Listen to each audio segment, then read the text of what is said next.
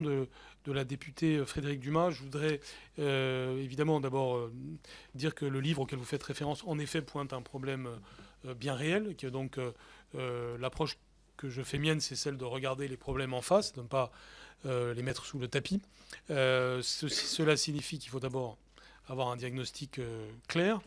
Et donc ce diagnostic, c'est qu'aujourd'hui, en effet, il y a dans un certain nombre d'établissements, et tout particulièrement des collèges en France, des atteintes au principe de laïcité. Ça peut être dans le champ éducatif, ça peut être même dans le champ pédagogique. C'est par exemple un professeur de sciences des vies et de la Terre qui voit une partie de ses élèves contester que la Terre tourne autour du Soleil.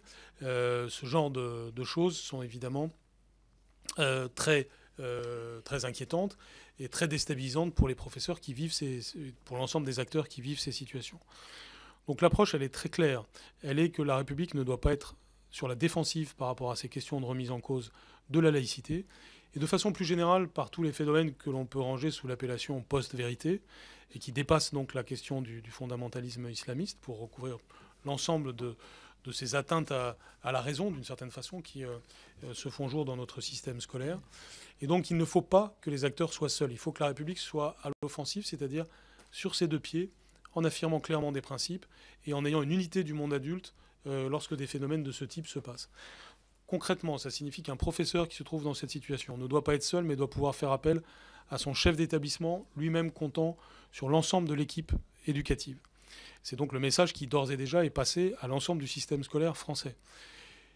Si cela ne suffit pas, parce que ça peut ne pas suffire, et on le voit dans ce livre, c'est l'ensemble de l'institution, et donc le rectorat, et s'il le faut, le ministère, qui doit être derrière l'établissement, par les mesures pédagogiques, éducatives, éventuellement d'ordre public, nécessaires pour ce faire.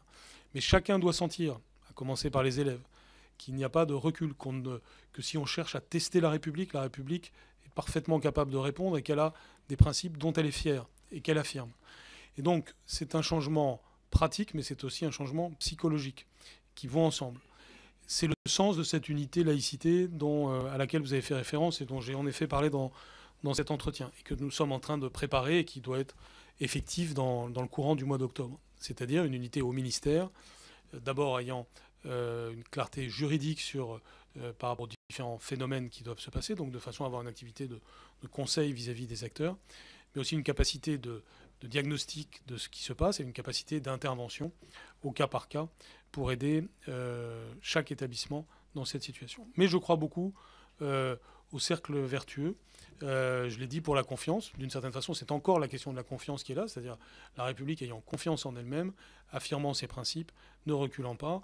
Nous avons besoin que les élèves entendent cela, que dès l'école primaire, les principes de la République soient clairement affichés, parce que c'est devant une certaine faiblesse, devant une certaine logique défensive, que finalement nous avons pu constater des reculs dans le passé.